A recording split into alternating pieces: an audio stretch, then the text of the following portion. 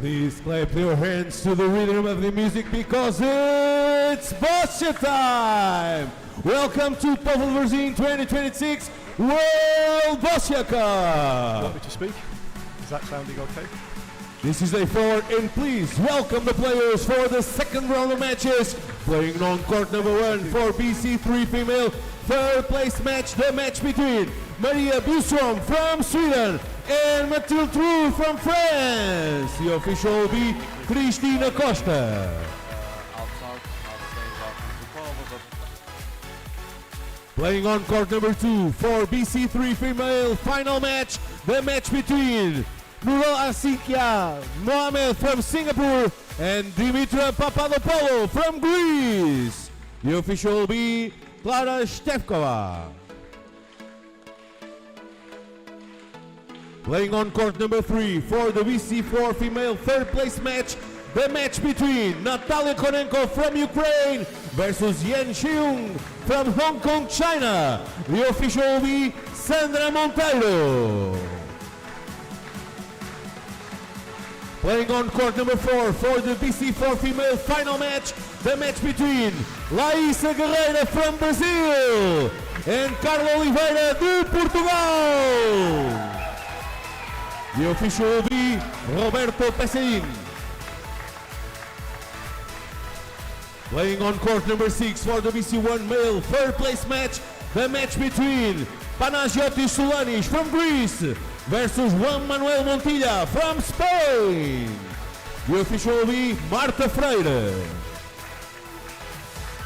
Playing on court number 8 for the BC1 male final, the match between Mohamed Siafa from Indonesia and José Carlos Chagas do Brasil. The official will be Anabela Marto.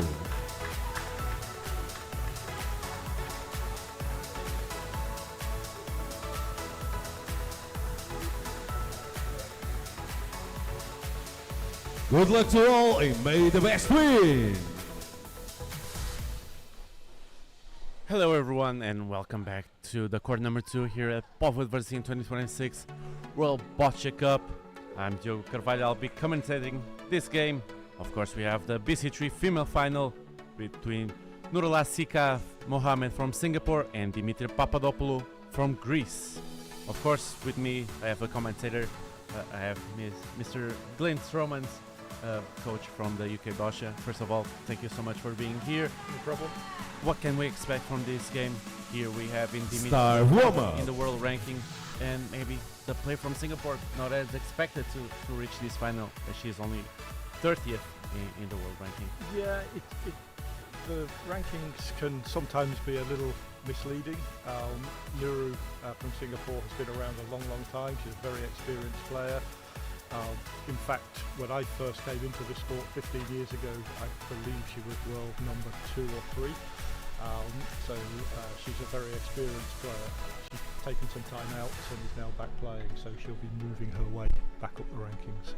So we have a very experienced player against a newer player in Dimitri, who on the world circuit, who's doing incredibly well.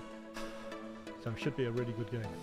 Of course, and that's what we have been brought here, people, during these streams, during the transmission of these games here on Court 2. We've been watching really close games, a lot of drama, emotion until the last ball.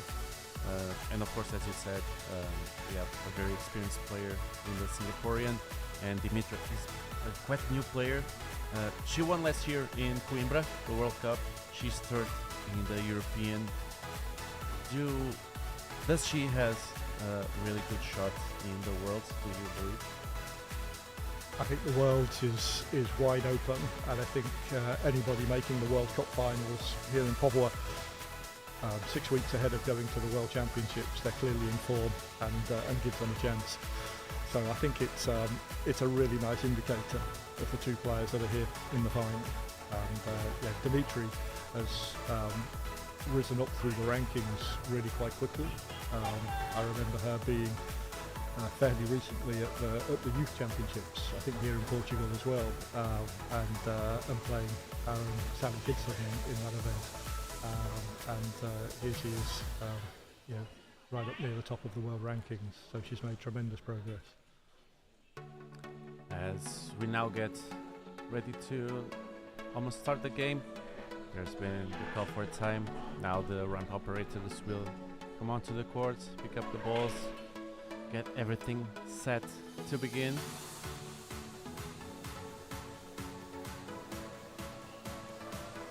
As we now wait for the official decision to start the game.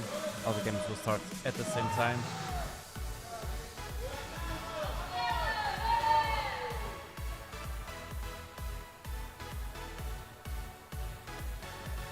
Of course, as we already been commentating here, the BC3 are characterized by the use of a ramp and a ramp operator.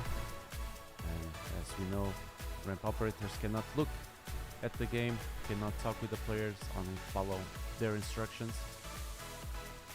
The ramp operators are really key to the success of the player that they're working with. They have to have a really close working relationship. And obviously, as you said, the ramp operators don't really know exactly what Start Just have matches! to look into the eyes and listen to the instructions of the player they're working with, and it's an incredibly challenging job. But these guys are both really good at it. And yesterday I talked not with a ramp operator but with a sports assistant, and I asked him about the need to be almost in a friendly relationship, getting to know the player better. Do you think it's possible for the ramp operators to have only this sports approach to them, or do they need to be personal friends to get to know them? No, they spend so much time together. They have to have a very good working relationship, but also be able to get on and actually connect off the court as well. And sometimes they're family members, and sometimes they're employed, and that's quite a variable thing. So that's a good first ball from Nuru. It's playing in a fairly standard short position, which BC3s use a lot, but it gives Dimitri a choice as to whether just to lay up the side of that and put a ball alongside, or to push it away. So the shorter first ball from Nuru immediately gives Dimitri a choice to make. Let's see here now how Dimitra will play this first ball. It looks like she's going the top of the extension of her ramp, so she's likely She'll to want to open the Yeah. game. open the jack up.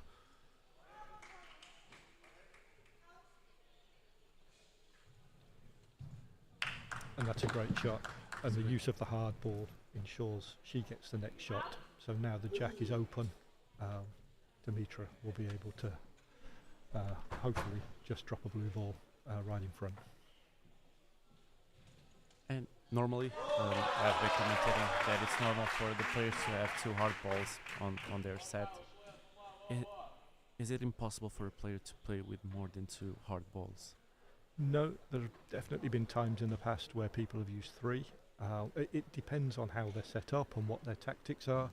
The more traditional route is probably two very soft, two medium versatile balls that can do most things, and two super hard. But people have definitely played with three of the hard balls.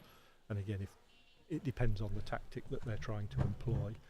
And the nature of their early balls, because sometimes they would save the hard balls to push things back at the end to score points. So it's quite variable in terms of the setup, and there's quite a good mix of balls that each player will be using from the various licensed sets. So that's a great ball, again from Dimitra, in that it's short but directly in front of her Nuru's opponents. Yeah. And normally in these situations, is it better to leave an opening between the jack and the baller of color, or do you want to get the closest possible? Which way is the hardest for the opponent to open? I think this way is well. This way means that your opponent has to make a decision. If the ball is right on the jack, then they're just going to hit it off, and there's no decision to make. With this one, they can decide to do a placement shot up the side and just make their opponent play, or they can try and bounce this off. And again, because that's fairly straight, you can see that Nuru has moved the ramp across to the right-hand side of her box. That's to create an angle. And then she will try and push the blue into the jack, and it should bounce to the side, and that will be, and then she will get the next shot.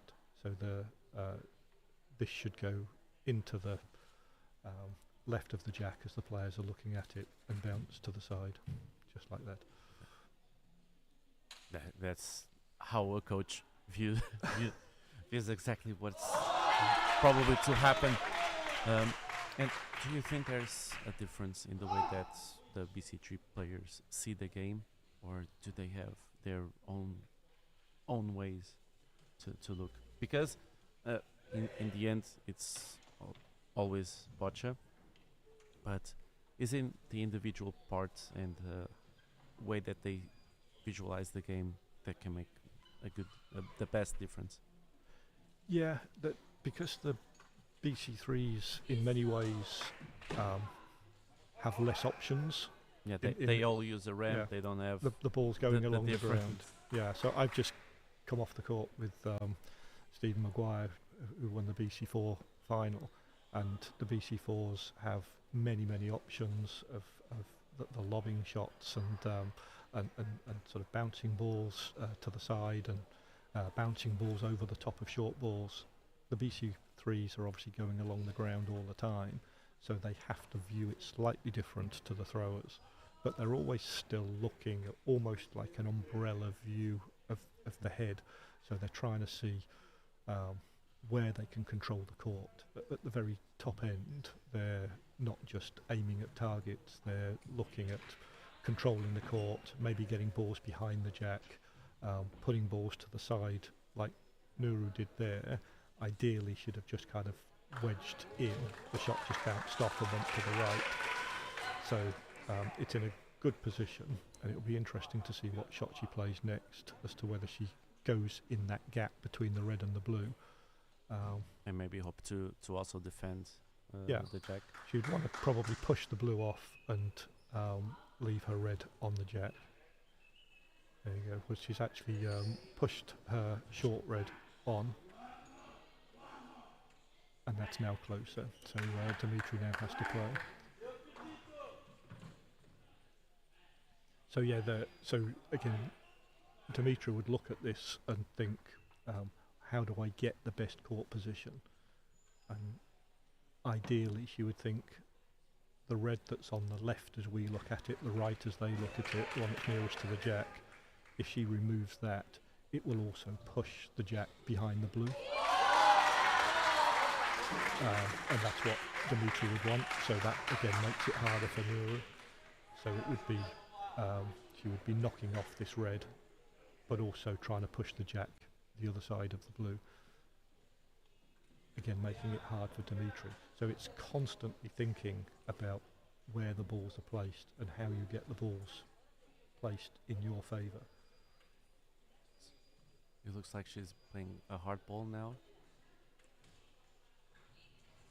Yeah, so again, exactly as we thought, the red is removed and the white has gone behind the blue, and that's a perfect shot from Dimitri. Now, she only played 3 balls and 2 of them were the hard balls. Can that make a difference later in this end? Yeah, in an ideal world you might want to save a hard ball for later on if you need it. Well, that I'll measure to see which one is closer. But the medium balls in the set can usually do that job. They can still push balls away. There you go, so blue's closer, so that would be red to play. And by creating this opening, Dimitra still has here on the left an opening to put herself in a strong position, and maybe do what you talked about, to put one ball behind the jack, as we've been seeing on these last few days. So it depends what Nuru does here, but if it was Dimitri to play, she would probably have used this back red to put a ball behind and almost come between that red and the jack. But as it's new to play, that shot may not be available to her. This looks as though she may just be nudging that short red on. Again, this would be about getting possession of the jack and making Dimitra play again.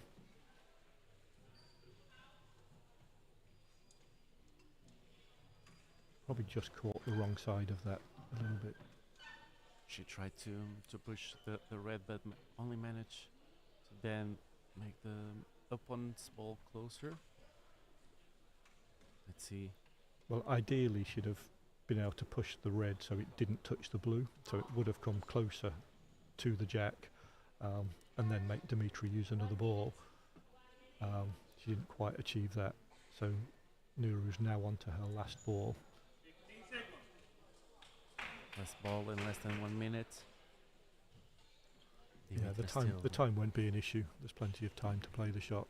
Dimitra still with 3 balls to play. Yeah, it's definitely advantage Dimitra at this point. Would the Singaporean player go for a more defensive approach in this last ball, knowing that her opponent still has 3 left? No, she would probably want to get a ball closer, so she'll probably try and use that red. Again, she just caught the wrong side of that. She'd have wanted to have caught the inside of that red and bounced across towards the jack, but she hasn't achieved that. So this is an opportunity for Dimitra now, with 3 balls remaining. Of course, as we've seen here on that view, it was red scoring. And as the last question that I made you about the hard balls, how important would be to have a hard ball now to open this position, those 3 reds, to push them away? I think Dimitra can go between the red and the blue and just go straight to the jack, and then with the other ball that she's got, she can probably push the blue on. So I think with the 3 balls, she should be able to score 2 points from here. Maybe if she still had a super hard, she could consider moving those reds, but I think she'll just go in the gap and guarantee winning the end.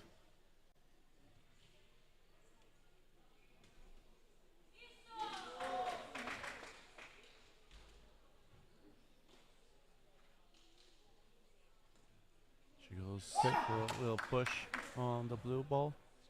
Yep. So it's definitely 1 for blue now, but Dimitra can now push that other blue ball forward to give her 2. And of course, as we've been seeing during these 4 days of competition, the difference between making 1 or 2 points in each end can be decisive. And the advantage here, of course, is that she's taking points on Nuru's jack. So if she can be 2 up after the first end and then move to her favoured position, that's a definitely advantage to Dimitra. It's not necessarily definitive, but it's definitely to her advantage.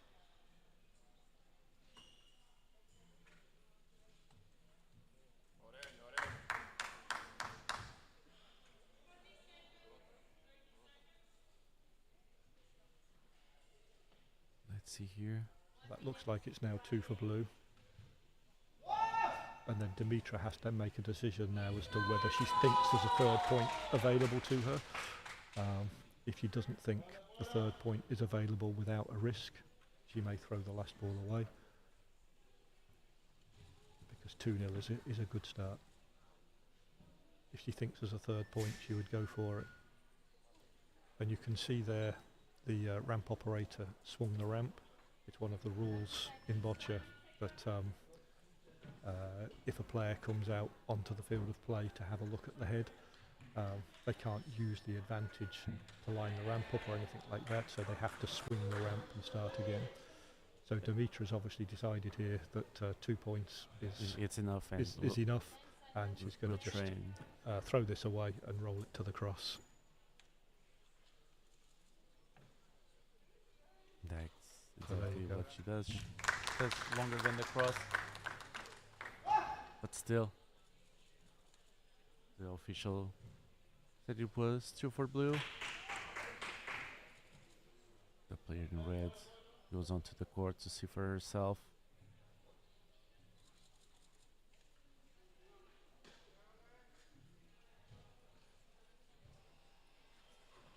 She can now ask for the referee to measure, but that won't be necessary.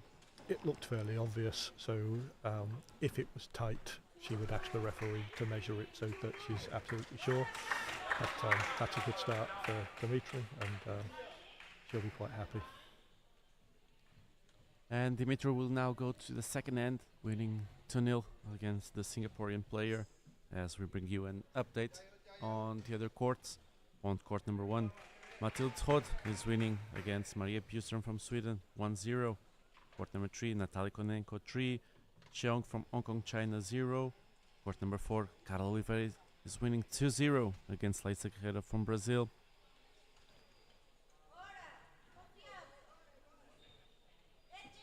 On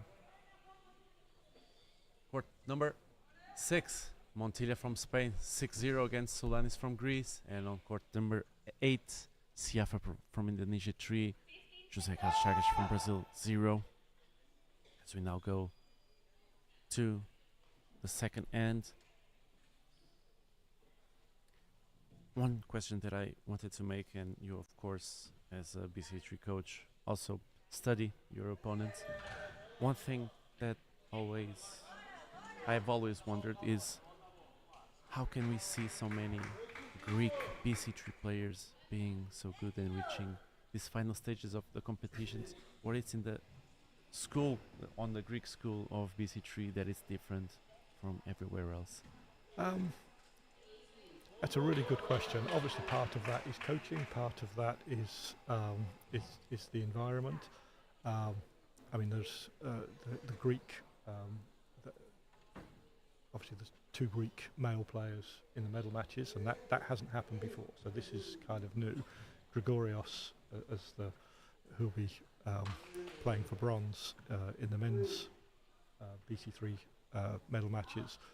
He's been around a long time, since 2004, and sometimes a player like that, who's a multiple European and world and Paralympic medalist, becomes a catalyst for other people to see what's possible, and having a champion on your doorstep is sometimes it makes it visible. It makes it easy for somebody to say, well, I could do that too, and so it draws people in. So sometimes if you're starting from ground zero, it's very, very hard. But when you have that support, it becomes yeah, not easy, but easier. and also because of the experience of somebody like Gregorios, there is a lot of information about how the game is played, the types of balls to be used. Obviously, Gregorios has polyballs, which is one of the licensed manufacturers. That's it's Gregorios Polychorides, and polyballs is kind of his company, or his dad's company. So that's also an advantage in the fact that they create balls that they can use themselves. Obviously, the rest of the world can use them too, and Dimitri definitely has polyballs in her set. So it's kind of a ball created for his own game. Yeah, well, originally it was created for his own game, and Greg had been using these balls maybe since 2016. And then when ball licensing came out after the Tokyo Games, he got a license, so distributes them worldwide, so now anybody can use these balls. And that's the case with all of the balls that are on show. They all have to be licensed by World Boccia, and all of the manufacturers have to apply for a license and be able to distribute the balls worldwide too, so everybody has access to them. But I think there's, and it's not just the home manufacturer, it's just experience of how the different balls work and how they interact with each other, and that really does come from experience. What we had at the beginning of this end was Dimitri put a ball on the jack. Nuru, in trying to dislodge it, actually caught the jack and pushed the jack behind. She's elected, instead of moving the blue ball again, to go up the side. And now to measure to see it looks as though it's red. It's going to be red is closer, and blue to play, but it's Will be sometimes Dimitra to deceptive. play. But sometimes we can be mistaken This is from true. this view, and of course the referee will have the final decision, and they're in a better position. So you can to see see. that is very close. It's closer than it It's looked. closer than he looks, And it is and it is. red to play. So from our overhead our camera, it overhead definitely angle. looked as though that was, but It looked like a sure decision. yeah, but that's why the referees measure, and they're very good at their job. And of course, reminding you here of the referee, she is not alone. She has, as we can see on the right side, she has a liner that helps her to look for any faults being committed by the players, either if any objects or themselves are touching the lines, or if the ramp operators talk with their players. Yes, the referee is very much managing the game. The liner is looking for infringements, and like you said, whether there's inappropriate communication because the ramp operator can't communicate with the player, it can only be one way, or whether wheels are on the line and all those kind of things. That's what the liner is there for. Obviously, with BC3s, as with everybody else, you can see there Dimitra has got her ramp and the balls sitting outside the box. When she plays the shot, everything has to be on the inside.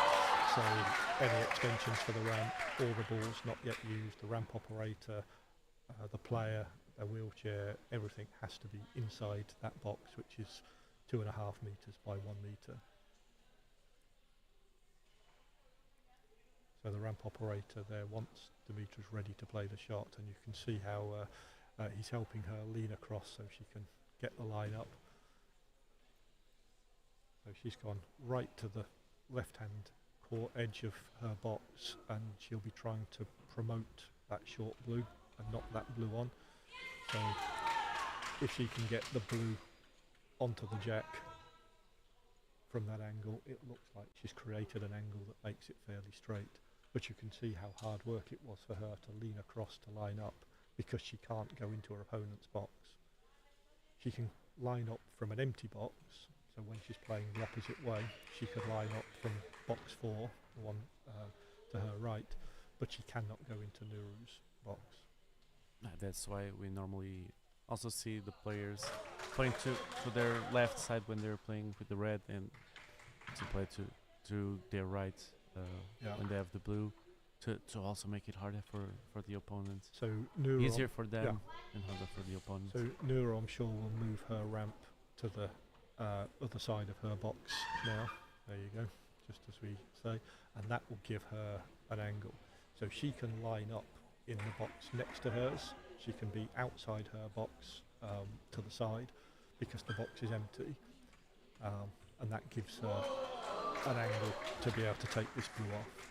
But the knock-on shot from Dimitra is very good.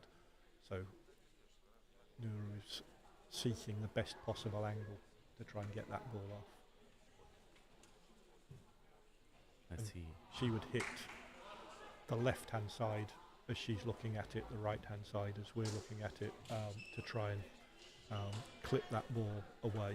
And if she plays it well, it would sit to the side of the jack and give her what we would call a bridging shot. But it's so she could go between the blue and the white. But, let's take it one shot at a time. This is quite difficult to get this ball off because the angle is hard. Let's see how she manages. She'd have ideally like that to have travelled a little bit further and just get it the blue slightly further round. So again, she'll now look at the angle to see if she can get almost between the two blues and directly to the jack, or whether she has to move the blue again. And how important can those two red balls in front be decisive to defend the play? Yeah, they'll become important later on, because as the jack moves, it will only move to the left as we're looking at it, and those two red balls will be in Dimitra's way.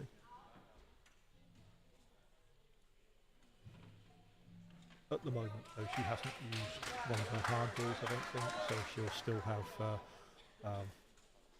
A chance to. the capability to move them, if necessary. Let's see, only 2 balls left for the player from Singapore.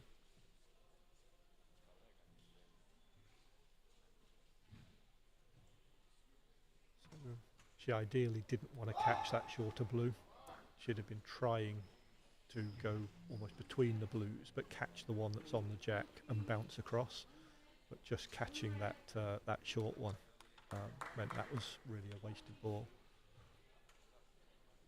And with her last ball now, she really does need to get this in, so it's pretty much the same shot as she's just tried to play. Avoid the short blue. Catch the inside of the blue that's closest to the jack and bounce across in front of the jack. That will be the plan here. And she will really need to make this shot or she'll be in trouble. Let's see if this small detail that Nuru missed is not what makes her lose this end. Of course, it would be important for her to score here, to almost gain a new life, to go to the third end. Still, Yes, still feeling like she has a feeling chance. that she has that chance. There you go. So she's played that shot. That was the shot she tried to play before. Just use the inside of that blue to come round in front of the white, and that was a tremendous shot. Now Dimitra going onto the court. So she's asked for the score, and it might make a difference here, because if it's one for blue, she may elect just to take the point, because it's quite hard to dislodge that red because of all the other balls that are in front. And here looks really close.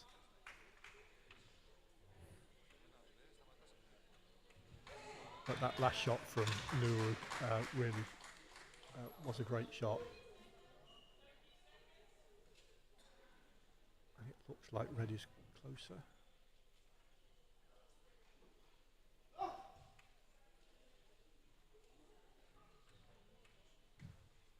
So these little thin gauges.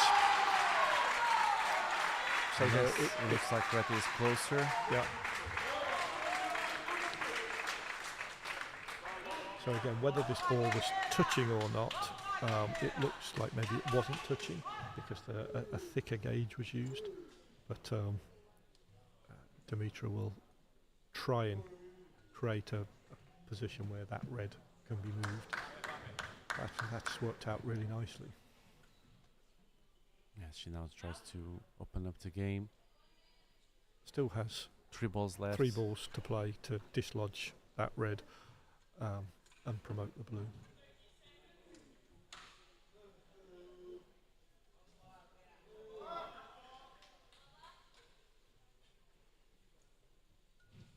Looking beyond the small details. The secret to win here the gold medal. So both players using hand pointers. BC3s can release the ball with the hand pointer, mouth pointers, and head pointers. So there's lots of different means of releasing the ball. But both of these players using the hand pointers. Yeah, we've been seeing here all sorts of pointers. We had head pointers, as we did in Daniel Mitchell. We had also a player from Indonesia playing with the hand. Nowadays, Luis Silva, the Portuguese BC3 player, used to play with a pointer in his mouth. Yep. And then since COVID, that stopped. It all depends on the player's capabilities. Yeah, most of the BC3 players I've coached have used head pointers. When we get to the pairs later on, the Great Britain BC3 pair, Patrick Wilson uses a head pointer, and Sally Kidson will be using a hand pointer, very much like these ones. And it is very much depending on the capability of the player and what they're able to do. So Dimitra has now managed to get the red away to the side. So with one ball left. So I don't know whether she can get directly to the jack or whether she'll just graze that blue and sort of ricochet off the shorter blue and go into the jack. Let's see here, final ball in this end. Yeah, ricochet off the blue. That's into the what jack. happens. Yeah. It's a tremendous shot if it's scoring. I believe it's one for blue. That's very close again. But it looked a good shot.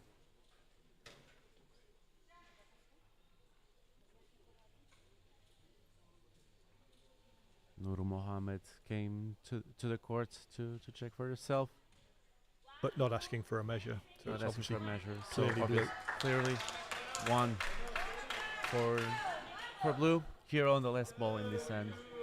And this is what I said before about the players taking an umbrella view of the head and being able to use what's there.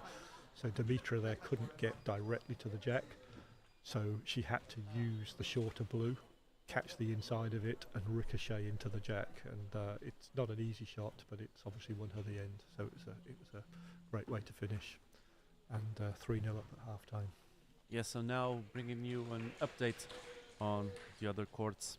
On court number 1, there's now a tie between Mathilde Roth from France and Maria Bjurström from Sweden. On court number 3, Cheung managed to turn around. It's now on the 4th end, winning 5-3 against Natalia Konenko from Ukraine. Court number 4, Carla Oliveira winning 4-1 against Leisa Guerreiro from Brazil, also playing the 4th end. On court number 6, Sulanids 1 from Greece and Montilla from Spain 10. And on court number 8, Siafa from Indonesia 5, José Chagas from Brazil 0. And we were talking about pointers, but inside the pointers there's a lot of end attachments, as we see the difference here between Nuru's pointer and Dimitra's pointer. What's the point in those ends from Dimitra? Well, Not only playing with one head, but three. And by the looks of that, so Dimitra has the little extensions on the end of the pointer, which would suggest sometimes she might sort of drag the ball. Perhaps if she's playing from the back corner of the box, she can't get underneath the box to release from behind the ramp. So she may then sort of come to the front of the ramp and almost drag the ball back with those extra little pointers off the side. And again, they will design these things with their own style of play in mind, and there's no one single pointer that would suit everybody. That can say, fit like, everyone. Yeah, so there are the mouth pointers, head pointers, hand pointers. As long as the pointer is controlled by the athlete and is attached to them and not the chair or anything like that, then pretty much anything goes. If we go back in time, when I first started in this sport, the pointers had a restriction. They could only be 50 centimeters long. So if it was a mouth pointer, it could only be 50 centimeters from the mouth. If it was a hand pointer, it was 50 centimeters from the shoulder. And if it was a head pointer, 50 centimeters from the forehead. That restricted the number of angles that people could play. And at some point, the decision was made correctly to allow anything to go. As long as there are no electronic devices in it, anything goes with a pointer. So it can be as long and have as many attachments as each player requires. Of course, and if you can hear a lot of noise, it's because on the court next to us, Carla Oliveira just won the gold medal here at Povo once again. And of course the Portuguese crowd loving to have a winner in Carla Oliveira, and they will hear the national anthem later on. So the opening exchanges of here, Nuru put a ball on, but it was slightly to the side, which made it quite easy for Dimitra to take it off. And then Dimitra has wedged her blue ball between the red and the jack. That would mean the blue would be quite hard to remove. So the shot here would be for Nuru to go straight to the jack. She could go as a layup shot and just put a ball on, or she could just clip the jack back perhaps about 20 centimetres. So again, it goes directly behind the red, and I think that would be the shot here, would be to just push the jack back about 20-25 centimetres. A bit like that. That's what she does. It's a She good now shot. has the first red in a scoring position and also defending.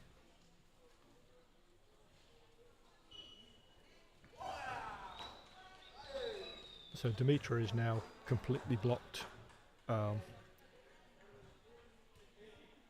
Several Even by ways. her own ball. Yeah, even by her own ball. Possibly the shot would just be to gently separate those two, the red and the blue, And create a then little gap. create a little gap, and then could push the blue on. Or she could hit it harder and open it completely. But I think just a separation of those two is the way to go, and that will give her access to the jack, either by promoting her own ball.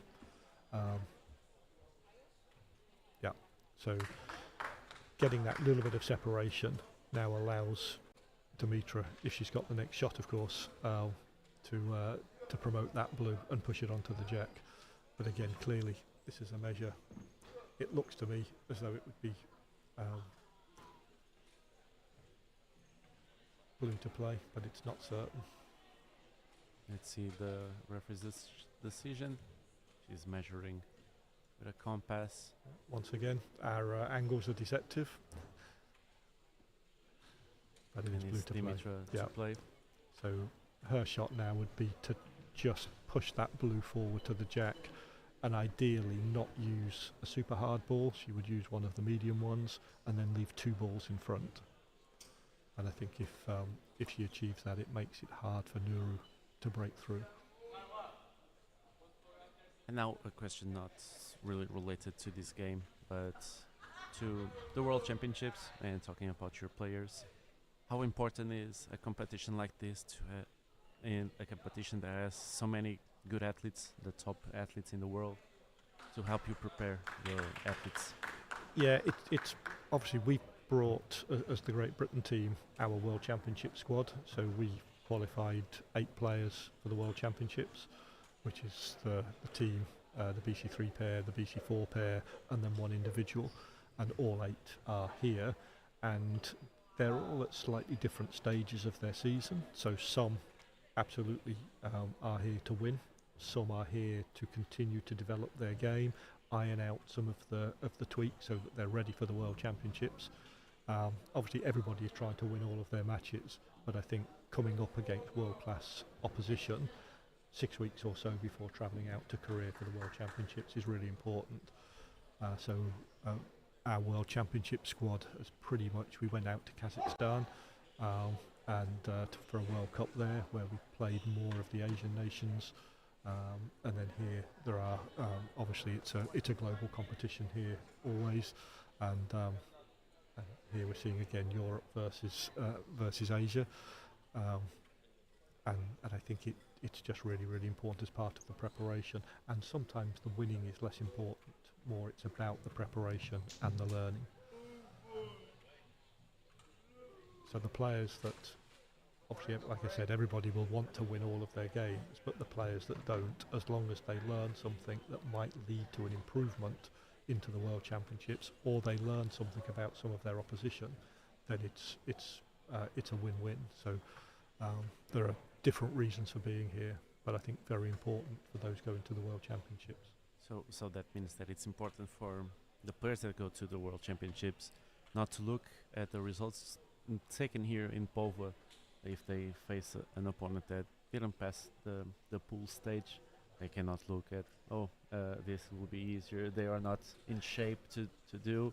Yeah, they might have been trying something different. They might have been trying a new jack position or a new ball, or they may just be putting together some different scenarios that they've been practicing in training.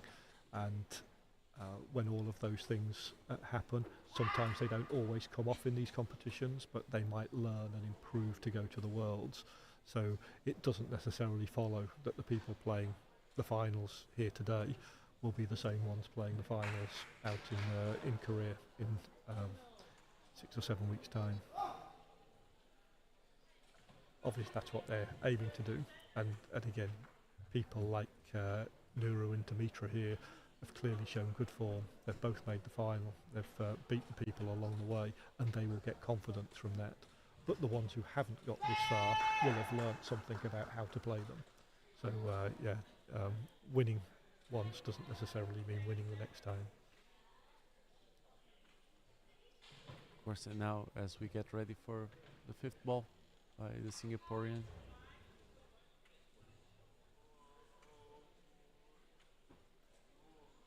Yeah, she should just push a the little red, bit. push the red into the jack, and it will take it.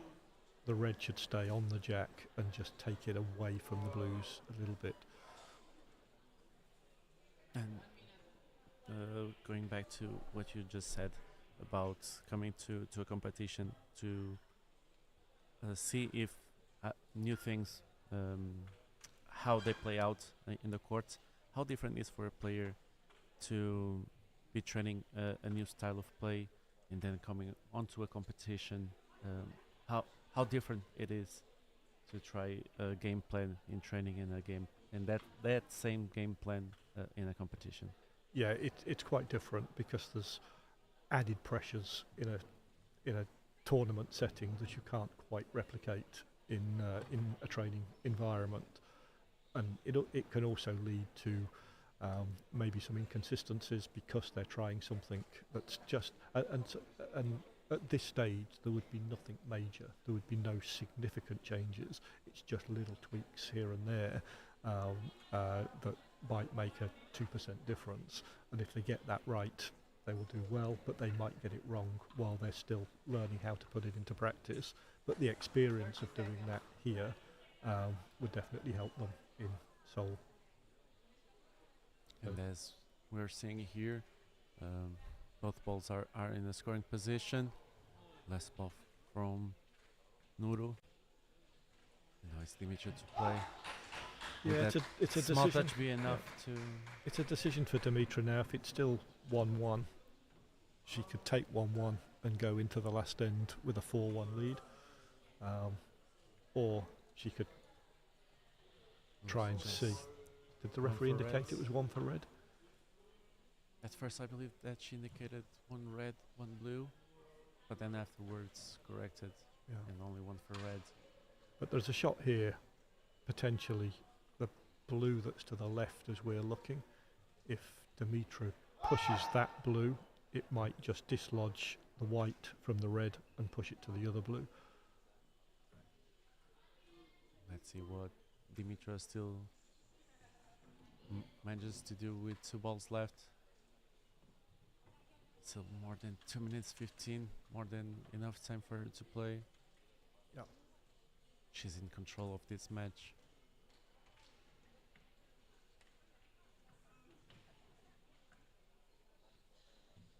But she almost wants the blue to go sideways into the into the white, and that would dislodge it. So almost aiming between the red and the blue on the outside or on the inside of the court, the red and the blue to the left as we're looking at it here, to try and just push the white or cannon the white across towards the other blue.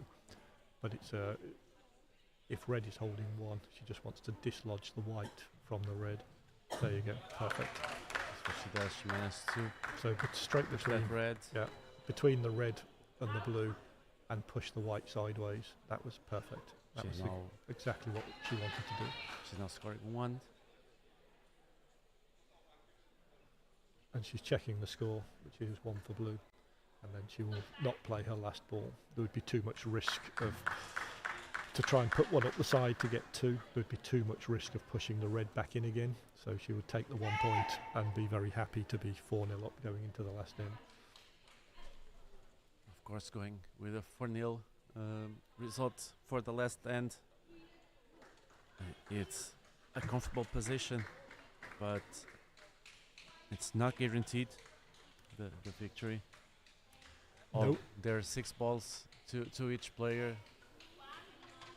There's always It's a long way chance. back, but it's not impossible.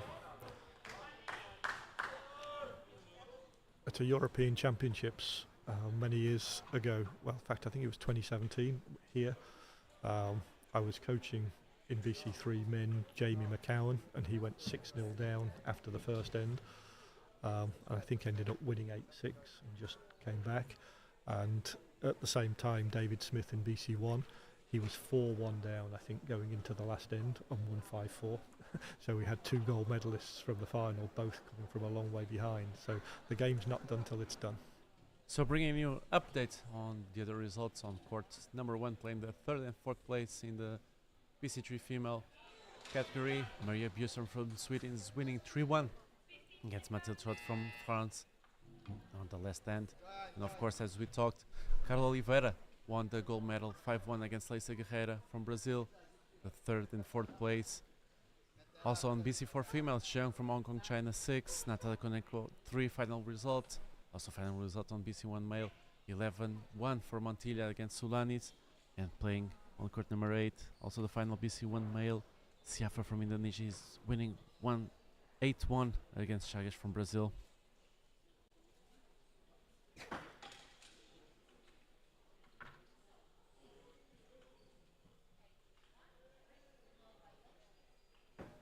So no change for Dimitra. She will just want to play her usual game. Play something that she's comfortable with. Yeah, put this ball onto the jack and make Nuru chase the points. So Dimitra want to keep this end as simple as possible.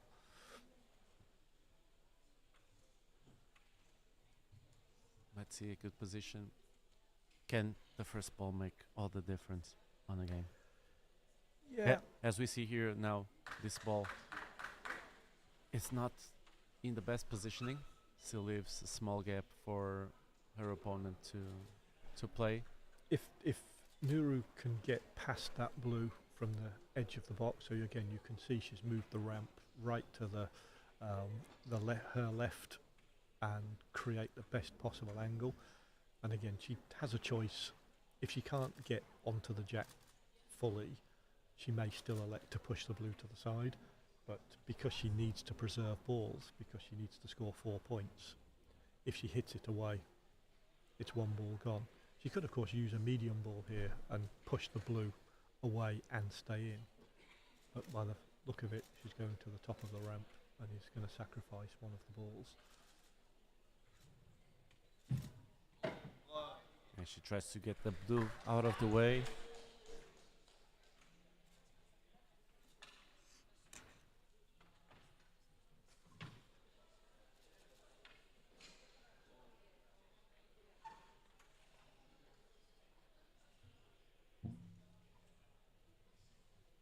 The difficulty with that shot for Nuru was that she needs to score 4 to give herself a chance of a tie break, and has sacrificed a ball. So she now needs to score with 4 of her 5 remaining balls.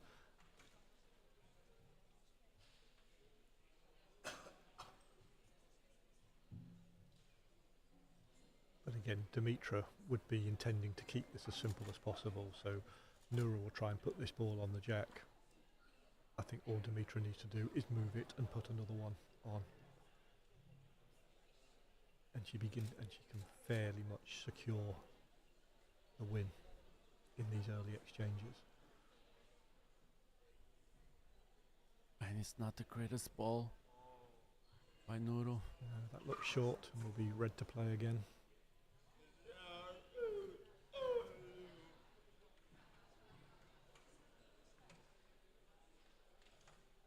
So she's gone for the angle to try and make this shot relatively straight, and then she would use a medium ball, not a hard ball. So she'll try and leave 2 balls in play. So she would try and knock this red to the jack, but leave the other one in front. So it's a unfortunately, she's having to use 2 balls where she could have done this in 1. But equally, it can work in her favour because she'll have 2 balls sitting in front of the jack if she plays it well. Like that. There you go.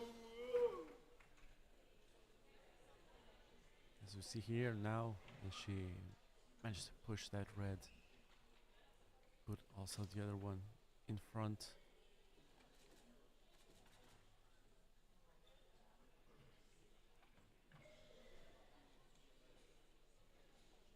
And Dimitra asks for the biggest setting on the ramp. Yeah, she will just want to clear the shorter of those. I mean, she may be able to get straight to the red that's on the jack and open the jack up. But equally, if she just hit full power, the red that's the shorter of the 2 reds, that red's gone and it's out of play. And Nuru could only possibly get 3 and the game's won. But from our angle, it's difficult to see exactly whether she's lining up for that one or whether she's just going to open the jack up. It looks like she may be able to open the jack up.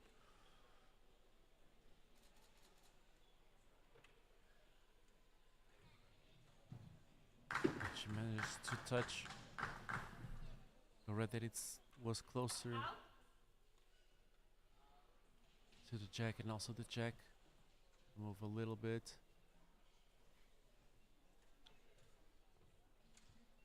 Still hard to play.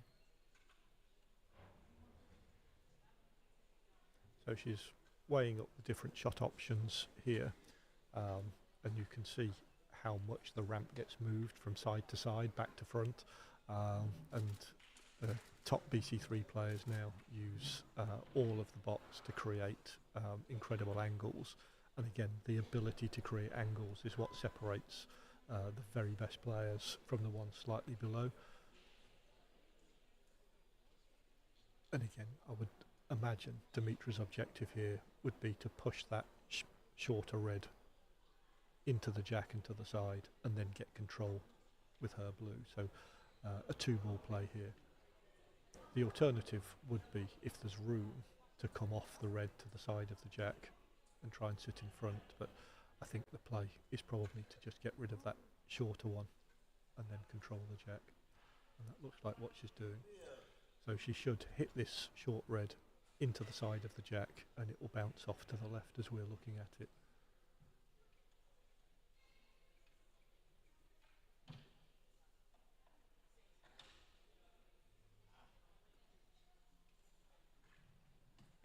Yep, that's a good shot.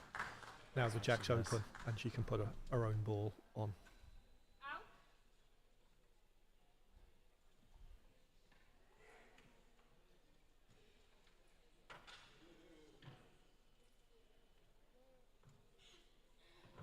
And another question that I want to make you, since you've been for some time in this sport, how can this sport can attract more viewers, to get more visibility? What is needed for to reach the general public?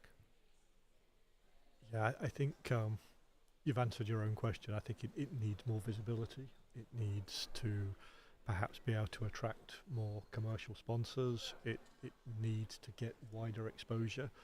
There's still a challenge with our sport because it doesn't have an Olympic equivalent, so it's different to, I don't know, para-volleyball or para-triathlon or those kind of sports where people immediately know what it is. That's a good shot.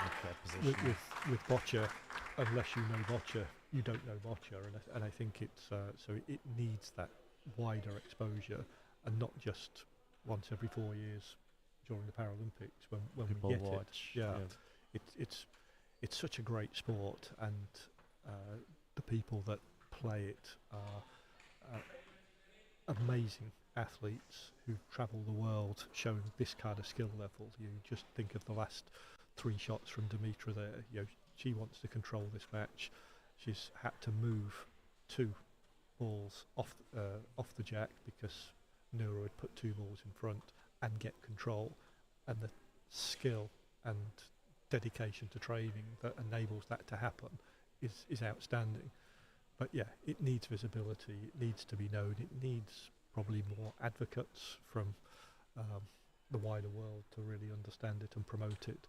But it's a hard job, because obviously that's what the sport is trying to do. And World Boccia, I think, are constantly trying to attract sponsors and generate more exposure for the sport.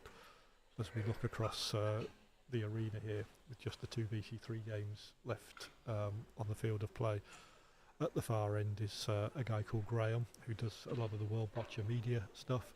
And again, part of his job is to create exposure, to get stuff onto websites, to get into mainstream media, as well as our own sort of internal stuff. So World Boccia are trying to do this, but it is just, and also each national federation has to take some responsibility for that too, so to try and gain exposure. There are so many players that are in the sport now that didn't even know it existed until they stumbled across it, often by accident. And I think so even people with the complex physical disabilities that these guys have don't always know that this sport exists. So it's definitely a challenge, but I think it's one that the sport needs to take on. As we now get to see Nuru to play.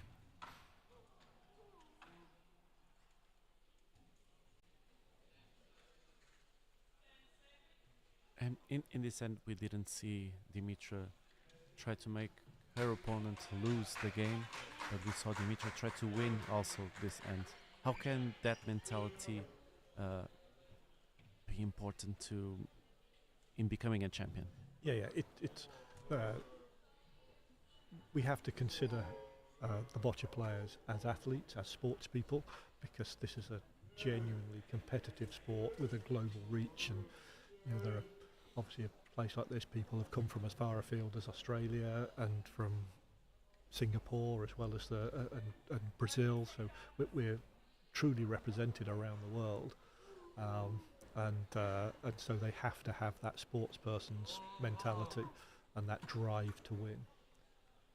So Dimitra here has now won the game. She will check the score, and then she will make a decision as to whether she wins the end by pushing that short blue on or throws her balls away. And that's the thing that I was talking about. She knows that the game is won, but she'll still will play to win this end. Yeah, so no, she's thrown the balls away. So again, it's kind of sportsmanlike to kind of say, I don't need to stick the knife in here. You can have your couple of points, but the game's won.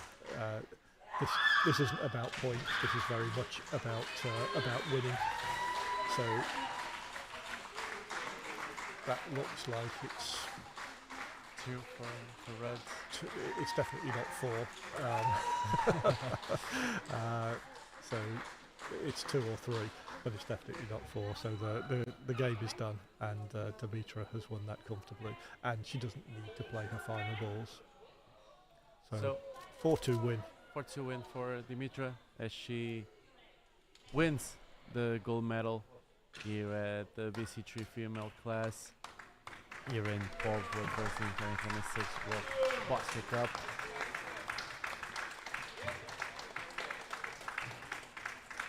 As we see here,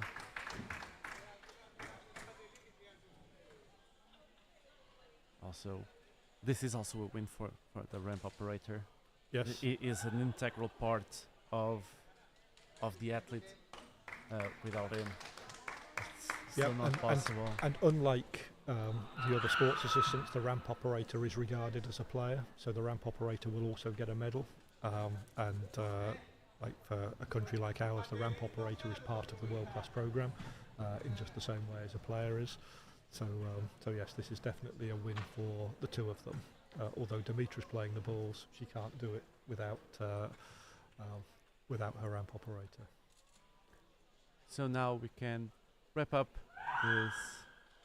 this transmission here from the BC3 female that saw Dimitra Papadopoulou win the final and the gold medal. Glenn, once again, thank you so much to come here and help me commentate and to talk about our sport that I believe that is really important. So for that, thank you so much.